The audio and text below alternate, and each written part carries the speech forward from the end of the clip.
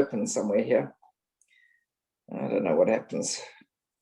All right, let me go back to this way over here. Oh gosh. Okay. I lost everything, so I have to. So the Year of Learning is sponsored by Sue and Anne Gorelick. Is Year of Learning sponsored by Sue and Anne Gorelick in memory of Malka and Pearl Mann and Philip Mann, and all the memory of the family that's murdered in the Holocaust. By Cheryl Sher, her children and grandchildren, in memory of her uncle and founding member of BRS, Dr. Israel Book. Masha Federbush and family, in memory of her husband, Dr. Uriel Paul Federbush.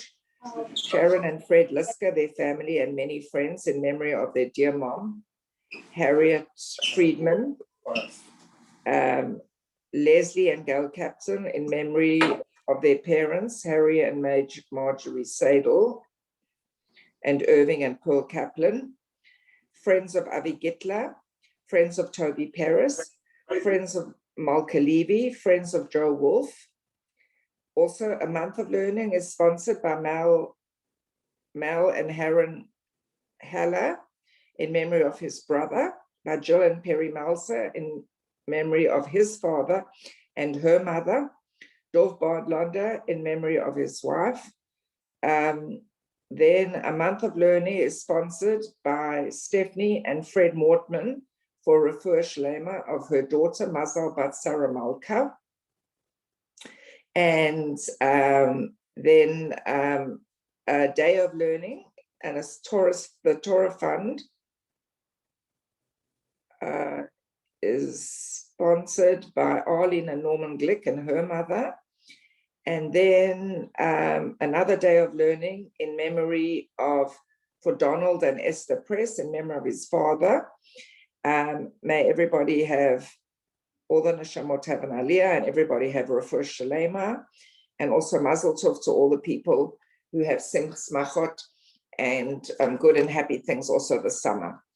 So I'm going to start as usual by doing the review of what I did in the last classes, so that everybody will be sort of brought up to speed. I'm going to do that by sharing with you the summary on the screen so that you can all see it. So we've basically been looking at the Friday nights services and davening and prayers that we do on Friday night. And to recap, so far we've done 3 of the different things we've discussed. So far we spoke about the Erev Shabbat Mincha, which the page numbers are, I put the reference up again for you. But we don't say Tachanun, okay? So just like regular Mincha, where we do say Tachanun on Erev Shabbat, we don't say Tachanun. So we skip that page. Remember, the Tachanun is a special appeal that we ask God for things, for sustenance and things like that. And so when it's coming to Shabbat, we don't focus on that. The other thing that I mentioned is that most Ashkenazic shuls will add Yedid Nefesh as part of the Mincha service, which is very interesting because it seems like you sort of have Mincha and then you go to Yedid Nefesh and then it goes on to Kabbalat Shabbat. But actually, as I explained, the Yedid Nefesh is really part of Mincha. And you can see that particularly in Nusach Sfarad, for people that follow that custom, which we said there's one of the customs at our shul, and is also very similar to Nusach Ashkenaz, that a lot of people in Israel will daven in a Nusach Sfarad shul, because they follow very similar customs as Ashkenaz. And they actually say the Yedid Nefesh even before they say Ashrei. So they actually put it at the start of Mincha. And we discussed about the Yedid Nefesh, and we're going to go over that prayer in more detail, being also in the Sudash Shishit of the services, and how we say it again, and how we say it with a very happy tune at the start of Shabbat and a more somber tune at the end of Shabbat. The second thing we then went into, we spoke a lot about the Hadlakat Nerot, because the Hadlakat Nerot is really one of the ways of bringing in Shabbat, okay? It's not the only way of doing it. It's become the custom, definitely, for women, that's how they bring in Shabbat, especially if they don't go to shul. and they don't daven with the minyan. They use the lighting of the candles as the way to bring in shul. We discussed also the fact that there should be candles lit in the house, at the house where there's going to be people eating on Shabbat. And therefore it's common to light your candles near the Shabbat table.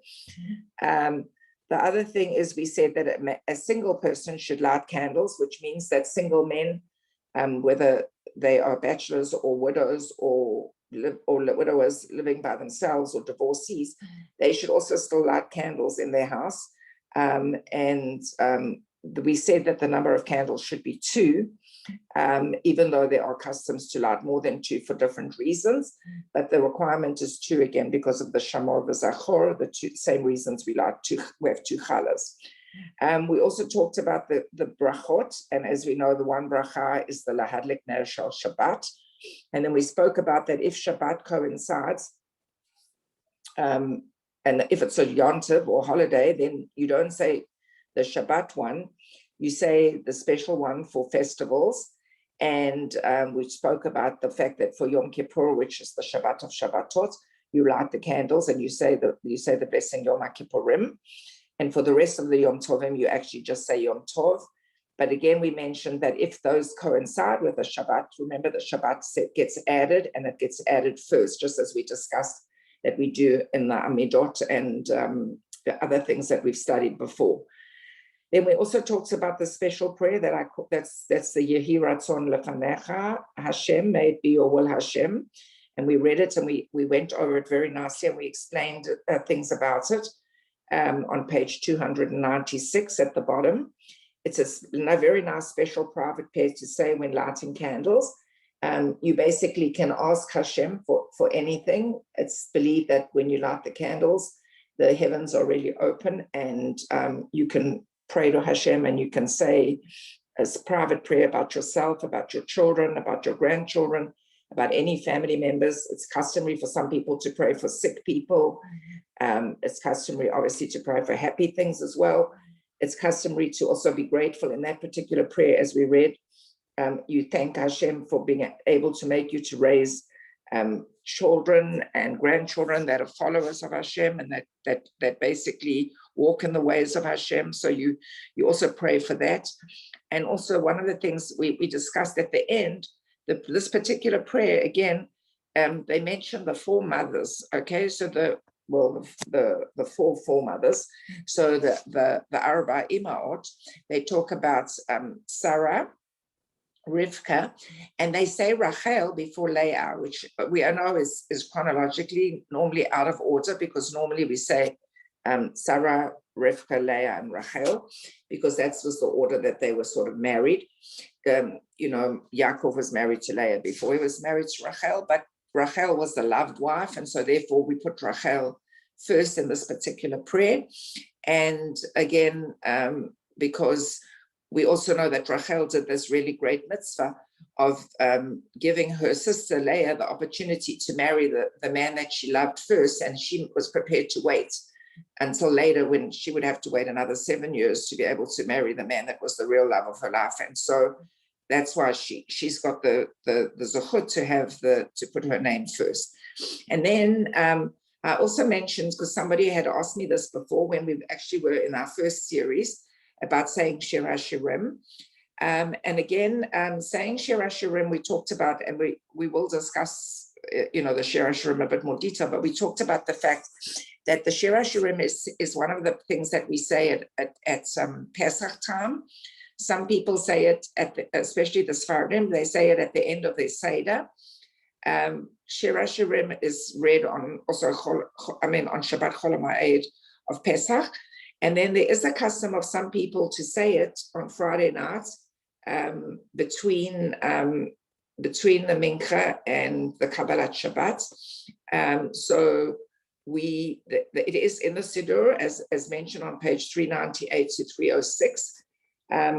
But we basically, if you don't say it and it's not your custom, then as it usually happens at Torah or they don't say it, they skip it.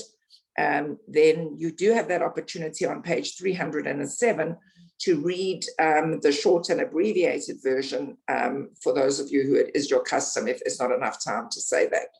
And we remember we discussed a lot about that last week about not having enough time to say things and how important it is still to daven with the minyan, maybe even if it's just to say the first verse and the last verse, but to sort of keep up with the minyan and rather to get behind.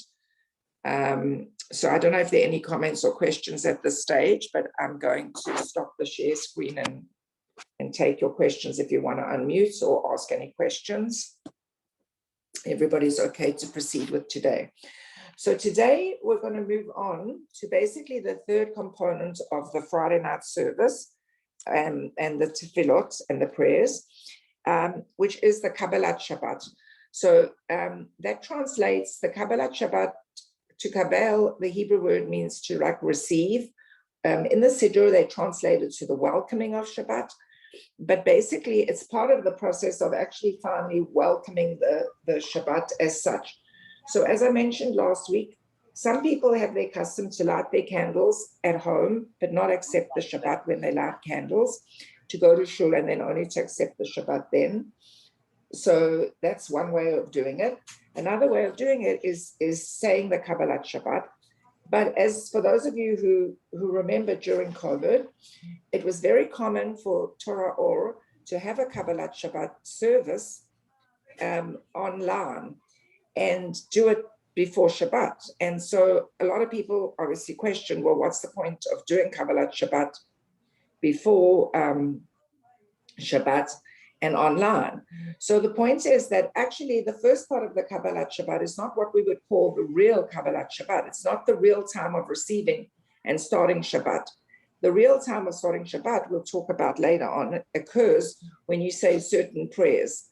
And so up until that point, you're not really receiving Shabbat, which is another reason why some women may stay home and light candles at the time that the rabbi says that they should light candles, and then come to shul and arrive in the middle of, say, Kabbalat Shabbat, or maybe you yourself might arrive late and arrive for Kabbalat Shabbat, and then you will basically only really not be accepting Shabbat yet. So you could even drive your car still until a certain point to shul, park your car at shul, and still come to shul and be there for the first part of Kabbalat Shabbat, because it's not officially Shabbat yet until either the time of Shabbat has arrived or until a certain prayers in the Kabbalat Shabbat are said. So if you look at the Kabbalat Shabbat, it starts on page 308 with the famous prayer Lechuna Ranana, which is Psalm 95. And if you look, you'll see that it's basically a list of psalms, which is normally like most services are. They start with the list of psalms, and the point of the list of psalms is to help us to feel that we're getting in the spirit of the day. So basically, these particular psalms, again, obviously they came from King David, because we know King David wrote the book of Psalms. And they basically, the point of them is as an introduction to what is going to be the receiving and accepting of Shabbat. And so it's the goal of it, as usual, is to make us focus away from everyday things and things that we've been busy with and involved with the whole week, and to start focusing on Hashem and the greatness of Hashem. And remember, we mentioned that Shabbat, the Kabbalat Shabbat, is like the bride at a wedding. It's like the very beginning of the ceremony. It's when Hashem and us are falling in love and we're starting our Shabbat. And so basically we're going to focus on that.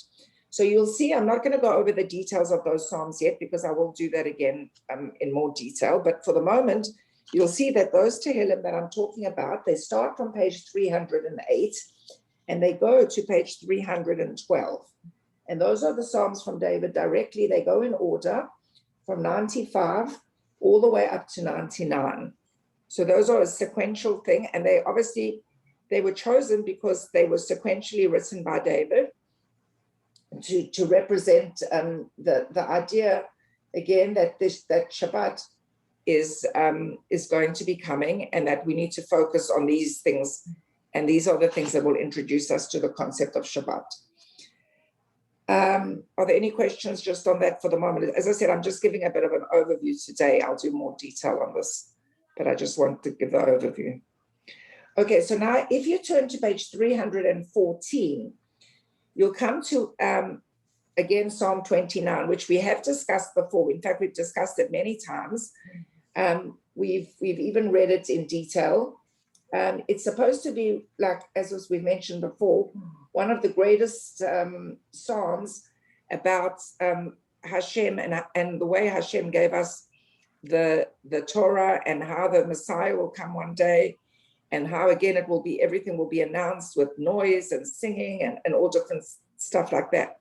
So it's very common in most synagogues, in order to make this really beautiful, that this particular, well, first of all, if you look at the top, it tells you that for this particular prayer, you actually stand. So all the others you can still sit, but for this one, you can stand. Remember what I told you, that for it's called Mizmor LeDavid, okay, a Psalm of David, number 29, and you're going to stand. But again, remember what I said, there's no real necessity to stand if you don't have strength to stand, but it's usual to stand at this particular psalm because of the meaningfulness of this particular psalm. And it's also very usual for us to actually sing the song out loud. There are very few synagogues that don't sing this song out loud unless they're trying to hurry through the service. It's a real beautiful tune. And as I mentioned, I'm planning to get one of the chazanim from our shul to team teach with me when we go through the psalm, and to actually sing the song so that you will be able to be aware of it. And it's really a beautiful way to sing together and to get ready to accept Shabbat just before we start singing all the wonderful tunes that we know of Shabbat. And so that's another very common song that's sung together. Now, if you look below that, you'll see an interesting prayer, which a lot of people maybe don't realize that is said, because a lot of the time, often, it's just sort of mumbles quietly, and then everybody sits down for Lecha Dodi. If you look at it, it's in Hebrew, it says, Ana Bakoach. In English, it says, we beg you with the strength, or we beg you with the strength of your right hand. It's on page 315 in English, or 314 in the Hebrew. It's a little section that's added at the end of the after the psalm, after Psalm 29. And what's really nice about that song as well, when I was in B'nai Kiva, and I used to be at B'nai Kiva, obviously, camp during, when I was a child, and then I was a counselor, and then eventually I used to go to a minyan that was a B'nai Kiva minyan. We used to actually sing that song to a beautiful tune, and I have heard it many times in some synagogues still that they sing it. Sometimes if there's a cantor, even in some synagogues, then sometimes the cantor will sing it with a choir or something like that. So it's also a very beautiful tune and very beautiful words. So if somebody would like to, Robert, are you on that page? Would you like to read it for me? Robert? Or you're page 315 at the bottom, we beg you with strength. Oh, okay, you were unmuted, now you muted yourself, Robert. I can read it. Okay, all right, sure enough. Thank you. Since I finally got here. We beg you, with the strength of your right hand's greatness, untie the bundled sins, accept the prayer of your nation, strengthen us, purify us, O awesome one. Please, O strong one, those who foster your oneness, guard them like the pupil of an eye. Bless them, purify them, show them pity. May your righteousness always recompense them. Powerful Holy One, with your abundant goodness, guide your congregation. One and only exalted one, turn to your nation which proclaims your holiness. Accept our entreaty and hear our cry, O knower of mysteries. Blessed is the name of his glorious kingdom for all eternity.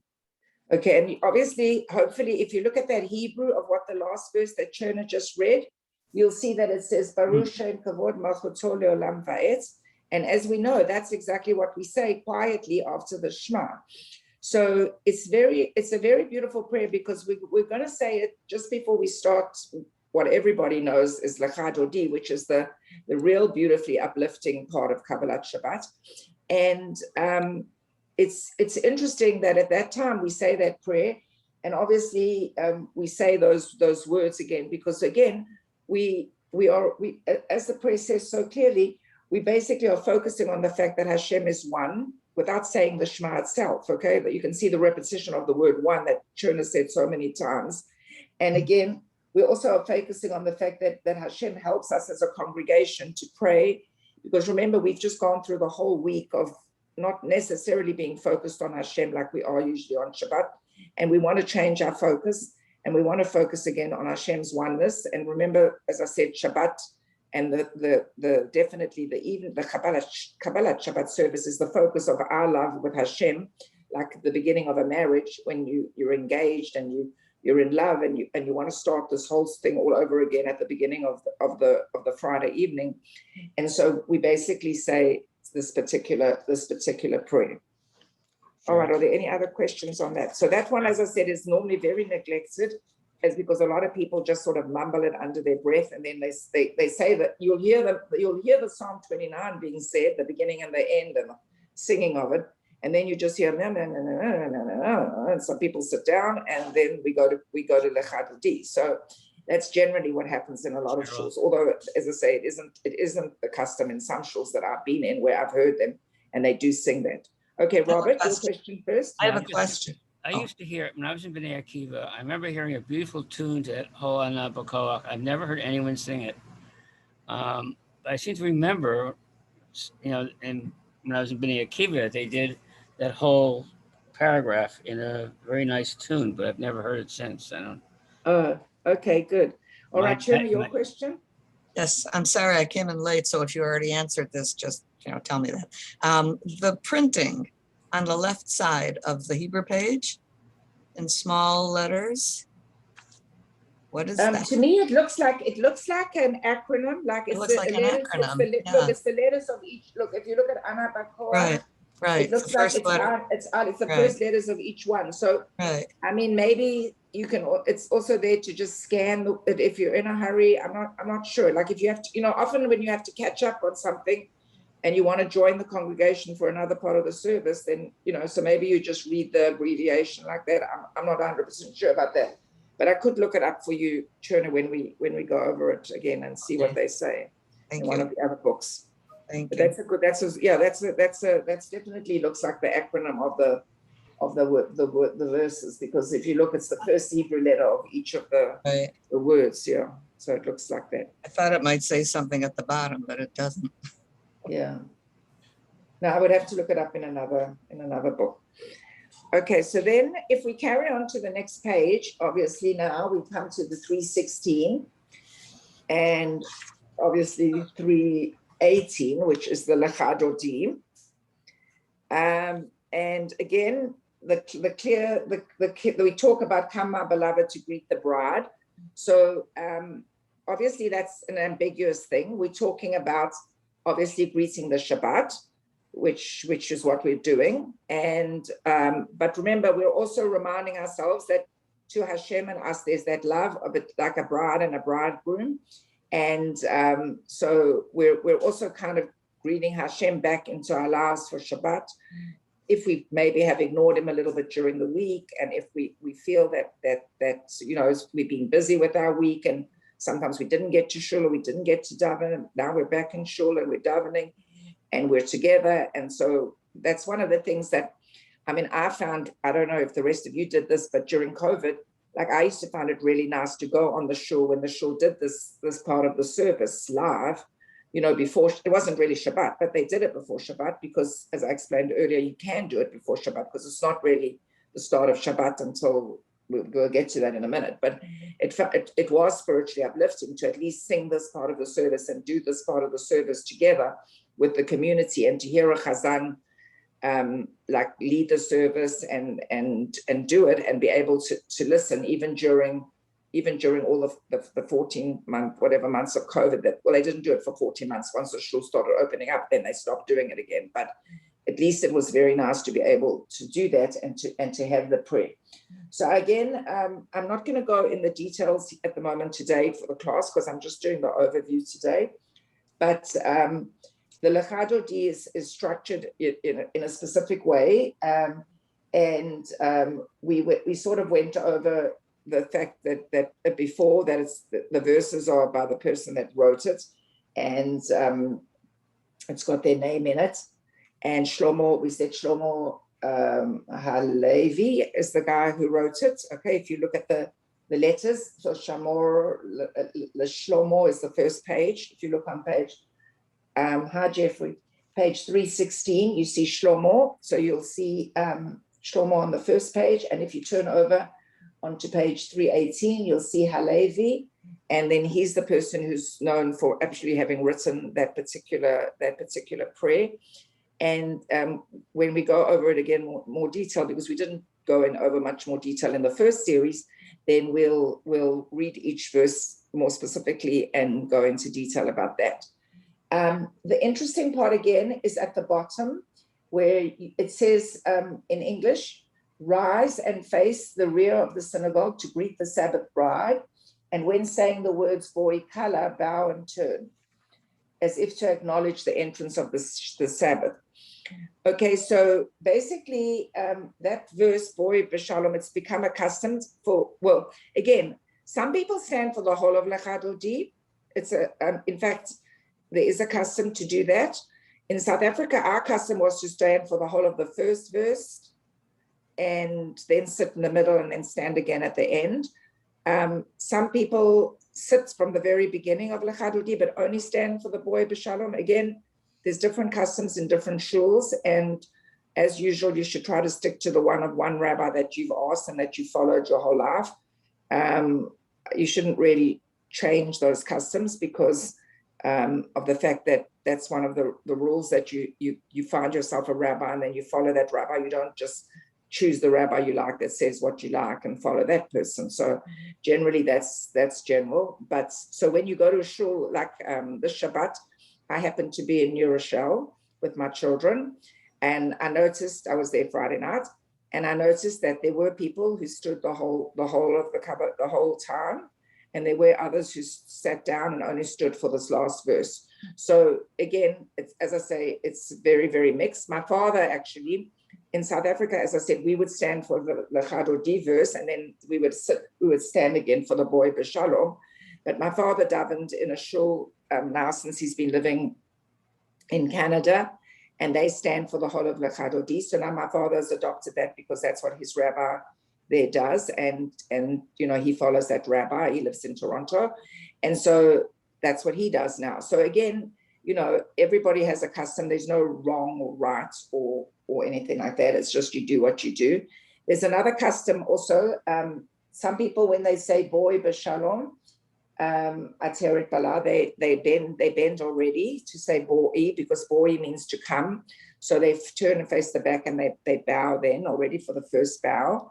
And then at the end, when it says Lecha Dodi Likwat, when they say Boi Kala, people bow to the left and to the right, to the back, and then turn around and bow to the front. So again, those are all customs. As you can see, the important part is to bow at one of the times when you say Boi Kala, just to welcome that the Shabbat is coming in. However, theoretically, that's not really officially the acceptance of Shabbat yet. Okay, so let's particularly talk like now in the summer when there are early minyanim, or if you maybe are, like Trina said last week, you're having guests early and things like that, and bringing Shabbat in early and stuff like that, and you davening. So officially, up till that point, you haven't really brought in Shabbat. So if you forgot, like at that stage, to light your candles, Trina, that you could go light them then. If you were davened up till then at home while you were waiting for your guests to come, and then you saw you hadn't lit your candles, you could go light them then as well. And then it still would be fine. Obviously, if you hadn't got to the time of Shabbat, you could still light your candles, and that would be fine too. Obviously, you could take a break at this point in the service, which is what we used to do during COVID, right? We used to take a break, and that would be the end. That's when the Zoom would be over, and that would be the end of the service, and the rabbi would sign out, And that would be the end of the service. And then people would carry on davening at home. And you could take a break for as long as you liked. If it was the summertime, you could wait until it was the actual time of lighting candles. Like, I don't know what time it is now in Florida, but probably it's around about 7:50 or something like that, because that's more or less what it is in June.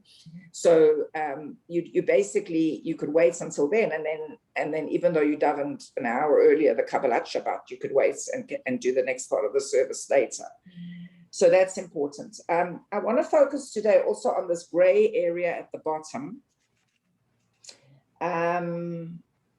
Does everybody see what I'm referring to? It says there, during the week of Shiva, mourners enter the synagogue at this point and are greeted by the leaders of the congregation, whereupon the congregation offers these words of comfort. Does everybody see that what I'm referring to at the bottom?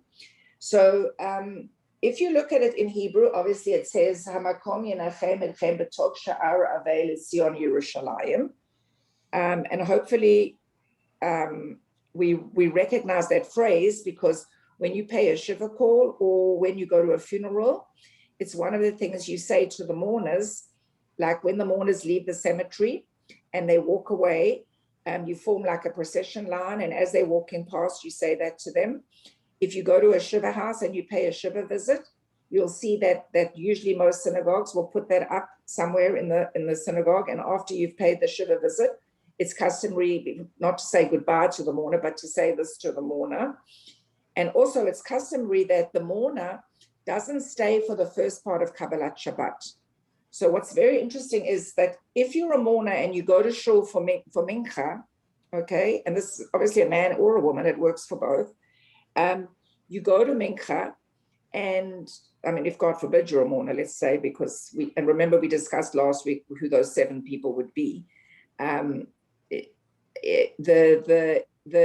What happens is that you leave the shul, actually. So if you were a mourner, God forbid, you would leave the shul at the start of page 308. You would actually go out of shul, okay? And you wouldn't stay in for the Kabbalat Shabbat, okay? And it's a custom because of the fact, again, that because you're a mourner and you probably are not as happy, even though mourning supposedly does stop on Shabbat, it doesn't stop completely, because obviously you clearly still have feelings and emotions and all that thing. So it's a custom for the mourners not to be in shul during that part of the service. So the mourners actually go outside and they wait outside during that part of the service. So they would be out of shul from page 308 until page 318. And then after we've all sang that part that I just discussed, the boy shalom b'shalom part, as soon as they've discussed that part, then the mourners would come in. And as the mourners enter the synagogue, then it's customary for everybody, actually. It's not, it says there that it's for the leaders to say it. I have seen in shuls where the leaders actually, like the presidents and the rabbi, actually go to the mourners as they're walking in and welcome them into the synagogue. I've seen that. But generally it's custom for everybody to say that saying. And usually there's a general announcement made by either the president or the rabbi, saying that we welcome, and they say the names of the mourners that they're welcoming to the synagogue, and on the loss of whoever they've lost that particular week. So remember, it could be, as I've mentioned before, God forbid, a son or a daughter. It could be a brother or a sister. It could be a mother or a father also. And also it could be your spouse. So it could be any of those 7 people that had passed away, your close relatives. And it's customary to list that. So like I was actually in Torah or very recently when they actually never had anybody. So it was quite nice. It's actually quite nice when that gets omitted. Like as I've said in my notes today, if no mourners enter the synagogue, then basically you skip that saying. And it's actually a really good week that we didn't have that happen, but it doesn't unfortunately happen very, very, very often. It does happen, I guess, in shuls where there are lots of minions. Like, for example, when I davened in Yerushalayim this week, I was in one of the minyanim that they didn't even have someone to say Kaddish, because there wasn't even anybody that in that particular minyan that was saying Kaddish on Friday night. So, it does happen that these things happen, obviously. But if you have to do it, then that's how it's done. They come into shul, and the congregation generally welcomes them. And as I said, the rabbi or the president will announce who the mourner is, and the mourner will come into shul and think. It's also customary not to sit in your usual place when you come into shul. That's just, again, a custom that you come into shul and you don't sit in your usual, not that it's a makom kavua, but like it's not a reserved place, not a place that has your name on it or anything like that, but like if you usually sit in a specific seat because you like that specific seat because you hear well, or because it's next to your children or something like that, then it's customary to go and sit in a different seat when you come to shul that night or whenever during the Shabbat that you are sitting shiva and in mourning. Some people even carry that custom through for the whole of Shloshim, and some people, like for when it's for a parent, they carry it through for the whole 11 months. So again, those are things you ask the rabbi when unfortunately you're in those situations, or you just read a book. Like there's lots of good books, like the Art Scroll book on mourning is very good. Norman Lamb wrote a very good book on mourning, and I think that's very good.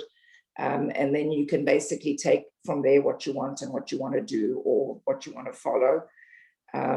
It all depends on really what you've unfortunately been through before in your life. And like if you already had that experience, then maybe you found it was useful to you to do certain things, so you do it again or whatever, however that works.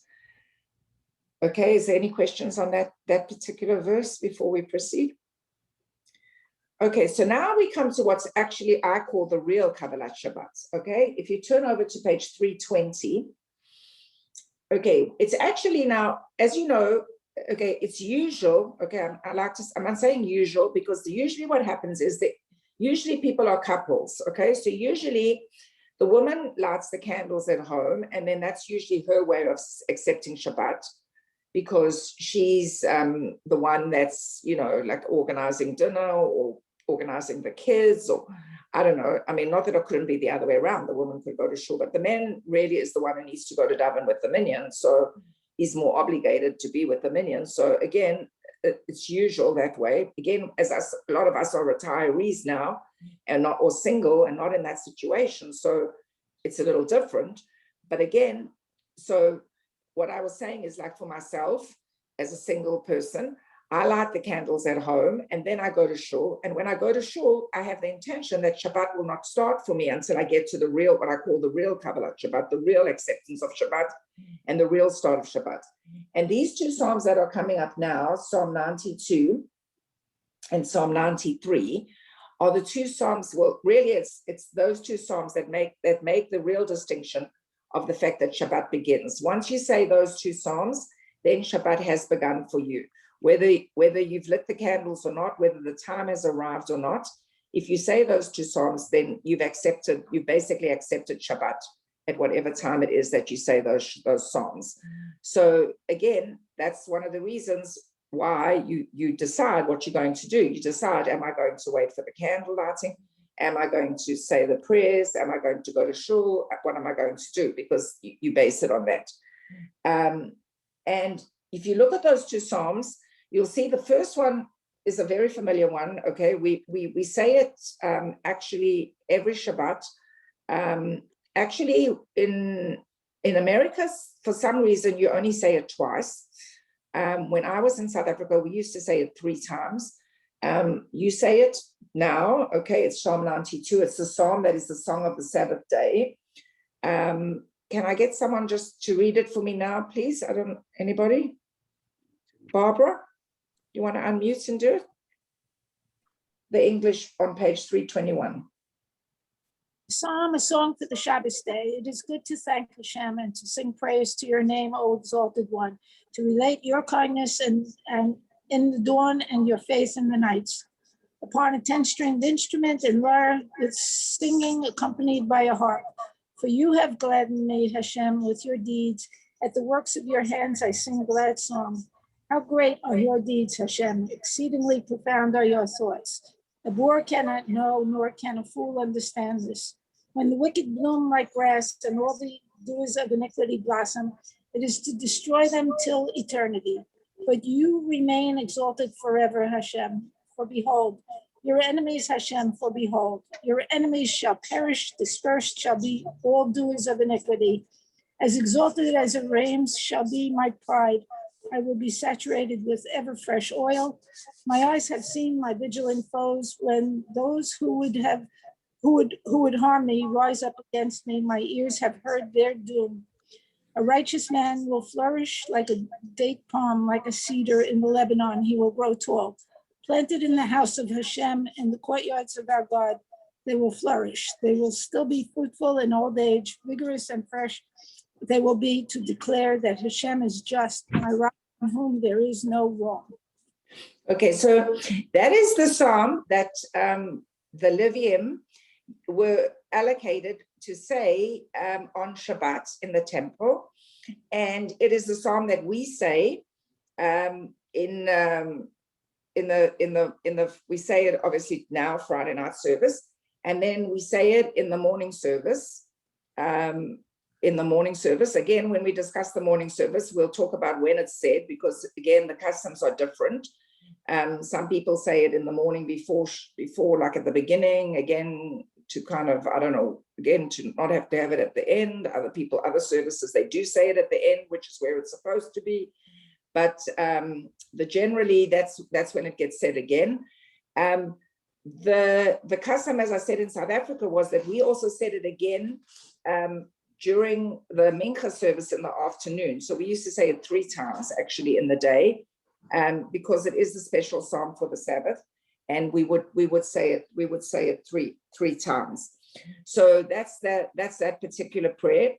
I just want to again obviously point out the part where the Chazan's part, because that even though I will focus on that psalm in a little more detail again when I go through all the psalms of the Kabbalat Shabbat, but it's very, if you look about what the Chazan says about the righteous man being like a cedar and a date palm in the courtyards of the God, and that you'll be fruitful in your old age and vigorous.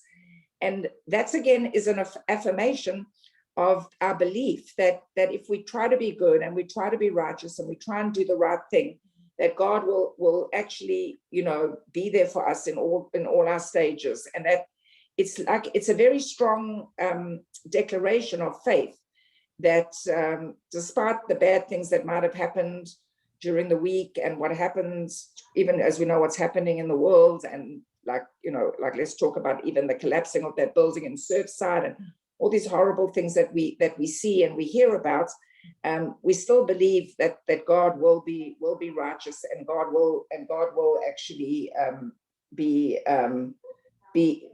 happy to save us and to take us and to bring us to the strength. Okay, now if you look at the next psalm, it's Psalm 93. Is there someone wants to read that one? I'll do it. Okay, Robert. Hashem has ruled. He has clothed himself in majesty. Hashem has clothed himself. He has girded himself with might. He established the world firmly so that it cannot be shaken. Carry on. Yeah. But carry on. It's still more. Carry on. Yeah. Throne. I had to turn the page. Throne stands firm from olden days. You are from eternity. The rivers have lifted up. Hashem, the rivers have lifted up their voice. The rivers lift up their surging waves above the sounds of many waters, more powerful than sea breakers. You are powerful on high. Hashem, your testimonies are very faithful. Sacredness is your house for the length of days. I never noticed that, I guess, when I was davening. Okay, so that psalm is number 93. Okay, now what's interesting is number 92 is the one that the Leviim, okay, the priests, right? It goes Yisrael, Leviim, Kohanim. So the Leviim are not the high priests; they're just the priests that sort of serve the high priests, if you know what I'm saying. The Leviim, the Levies, as we say, I guess in the Hebrew, like I'm not sure what you call that, Yiddish, I don't know what that is. But anyway, but the important thing is that if you look at those Psalms, okay, so Psalm 92 obviously is the first one that David wrote, and then Psalm 93 is the next one. But Psalm 93 actually is the one that the Levium used to say in the services on Friday. I don't know if anybody knows that, but on Friday morning in shul, actually in Friday morning in shul, when you say the Psalm of the day, that's the Psalm that you actually say for Friday morning. So it's interesting that actually, besides saying the special prayer for the Sabbath, which is the one that we said for Psalm 92, we now say the Friday one again for the second time. Okay, so it really makes us understand that the concept of Friday is really a special day. Like that's one of the reasons in Israel, they don't just call Friday Friday, they call it Erev Shabbat, right? If you're in Israel and everyone, you see anybody around and they all, it's not Friday, it's Erev Shabbat, because everything is to do with preparing for Shabbat. Mm-hmm. And this prayer shows you how much Friday is focused, because all other days of the week, you just say that the Psalm of the day for the day, you just say it once, you never say it twice. But for this particular one, you say it again, twice, again at night, just before you're going to start the Ma'ariv service. And that's basically a very interesting thing about this prayer. And as you can see again, if you look at the end part again, we talk again about asking Hashem to give us long days and to give us happy and healthy days, and that things will be good and the waters will raise and the waves and the sea and all these wonderful, beautiful images that David created, to remind us again of the wonderful and wonders of Hashem and all the things that Hashem did as we start to focus on Shabbat. All right, so let me see.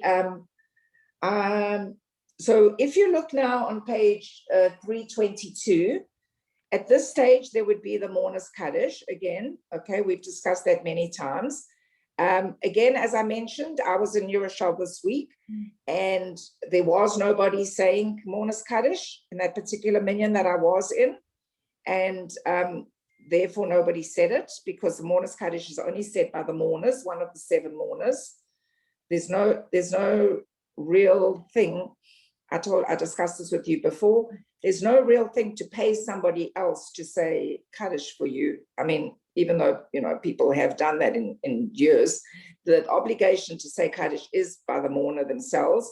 And if you can't be there to say it, that's fine. No one expects you to really be able to say it every single minyan or every single time. I mean, it's not the end of the world if you miss one or something. You try to do as many as you can.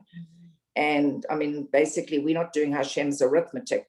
That's what I believe. No one does Hashem's arithmetic. God's the one that will count your mitzvah and not your mitzvot. So, you try to say it. But again, there's no obligation to have a Kaddish at that point if there isn't a mourner. So at that point, there wouldn't be one said if there's no mourner, but otherwise the mourners would say the Kaddish.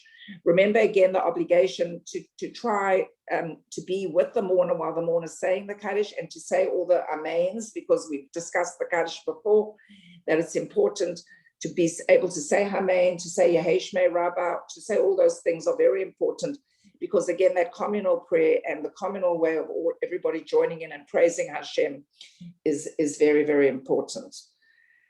All right, I think I've got a few minutes just to end off with the last part of what is said before Ma'ariv, and then I'll start next week with Ma'ariv. So the next thing that comes up is called Bameh Madlikin. Okay, in Hebrew you can see it's Bameh Madlikim, and it's translated in English to Bameh Madlikin, which basically is in English, if you actually read it, it's with what may we light. If you look at the English on page 323. And it's basically with what may we light the Shabbat candles or the Shabbat lamp. Okay, that's what this is about. The reason we've discussed before is that whenever we daven and we have a service, it's customary to put in something from the Talmud or the Mishnah or the to study, like not just to daven, but also to study. It's very customary at this stage in most shuls for the rabbi to give a talk. Somehow in America, I don't know again why this happened, but a lot of people judge which minyan they go to by whether the rabbi will be there and the rabbi will give a talk or won't give a talk.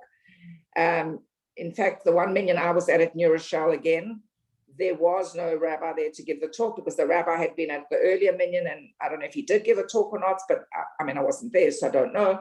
But I do know that Rabbi Yasko always will give a little talk before the B'mei Madlikin, okay, which is common. It is common for the rabbi to give some Devar Torah. And usually they at our shul, also at Torah Or, they read the sponsorships of who sponsored the learning, because this is learning, and that's the point of it. And then after that, it's customary for everybody to read the B'mei Madlikin. I do know that when I went to Chabad Shul, however, they don't read that. They have a different thing that they read. They read something from Tanya, which is a different type of learning, but they also do learning. They don't do B'mei Madlikin. So, but there is definitely has to be some form of learning. If you look at the learning over there, you can see on page 323, it tells you that that's the Mishnah of Shabbat, chapter 22, chapter 2. It's the whole Mishnah of Shabbat, chapter 22, chapter 2. Gold, not chat. Sorry? Sorry, I'll mute it. Oh, okay. Okay. So anyway, if you look, it's Mishnah Shabbat, whatever, chapter 2. So it's all the laws about Shabbat candles. And it basically, in the beginning, it just, the first, each one is numbered. I don't know if you can see, like they've got if you look on 323, there's 1. And if you go on to 325, there's 2, 3, 4. And they talk about all, which we can look at. You can read it through. I did suggest last week, maybe you could read it through. Or if you want to read it through this week, you can read through and see the different things that you're allowed to light with. I did focus at the very first class on numbers 6 and number 7. Okay, number 6 is the one that the 3 transgressions that women die in childbirth.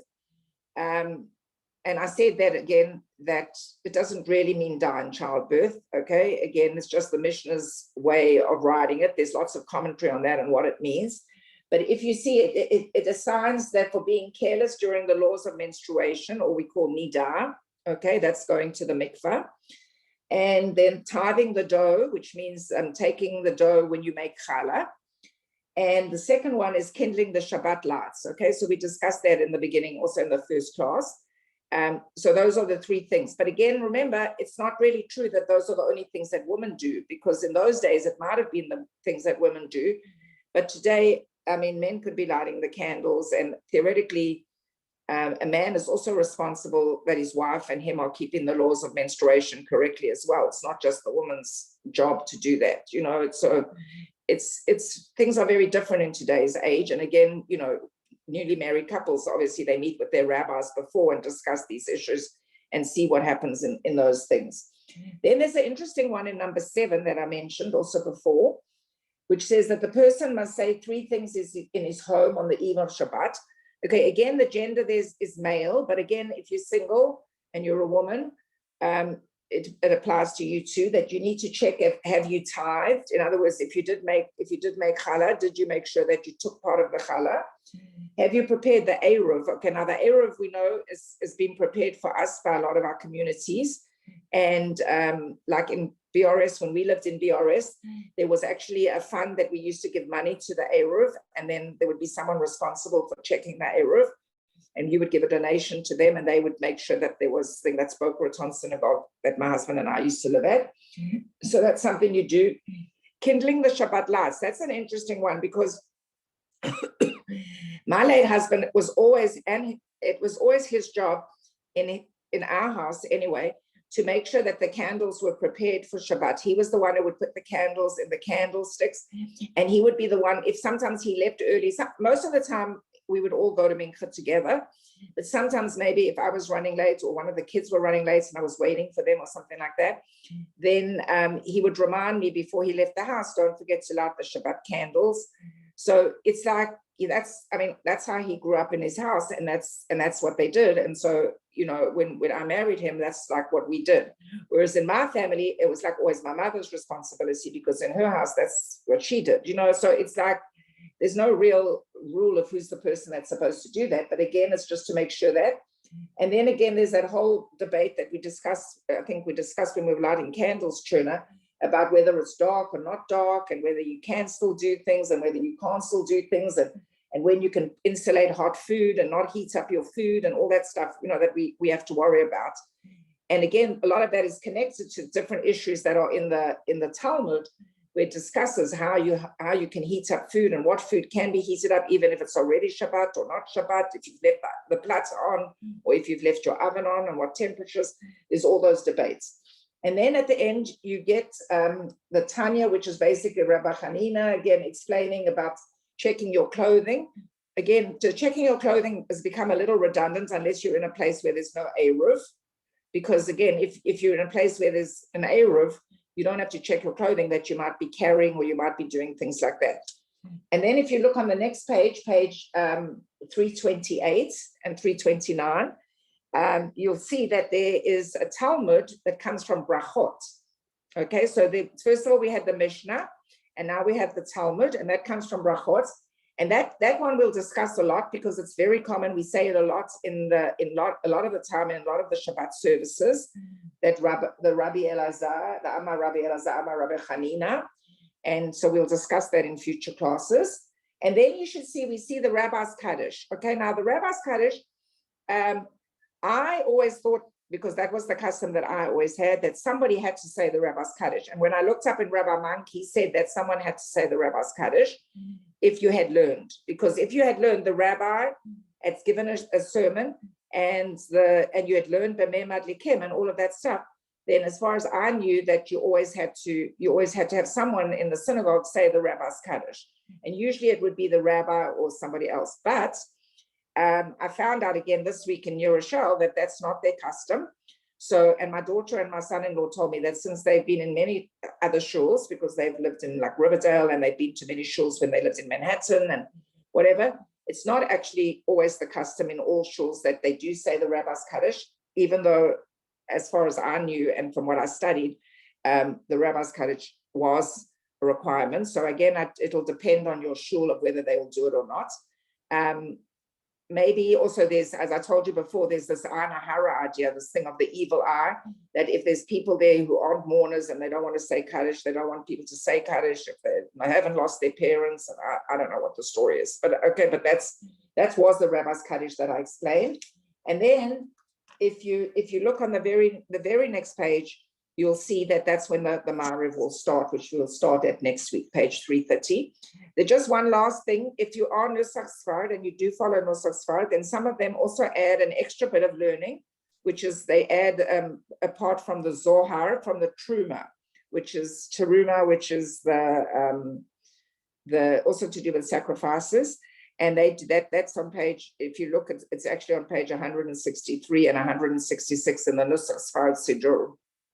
And they add that as well, but we don't do that in the Ashkenazi and at Torah. So I think that's everything for today. Okay, Cherna, unmute yourself and you can ask. Yeah. No, Cherna, you're still muted. Why is it called the Rabbi's Kaddish if the mourners say it?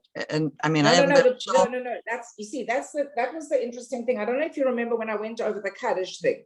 It should be the mourners if there is a mourner there. Oh. But if it's not a mourner, then the rabbi himself who did the learning usually is supposed to say it. That's why it was called the Rabbi's Kaddish, because the rabbi who gave the talk or did the learning or led the learning was the person who said the Kaddish. So on the mourner's Kaddish, if there's no mourner, the rabbi doesn't say. That's correct. Okay, correct, I didn't realize. Exactly. I guess I never thought about it. So that's what we learned. We learned at the time that it was called the Rabbi's Kaddish because the rabbi would say it in the old days, like years and years and years ago, thousands of years ago. The rabbi would say it after he taught the class, and he would teach Talmud or Chumash or whatever he would teach, and then he would say it. Right. But it became adopted by the mourners eventually, because there would be mourners in the congregation, and so they would say it, and that's how it would be. Thank you. Okay, and I'm gonna say goodbye, and from a very nice day here actually in New York, and get out and enjoy it. I hope you guys are having a nice day wherever you are too. And next week I won't be giving a class.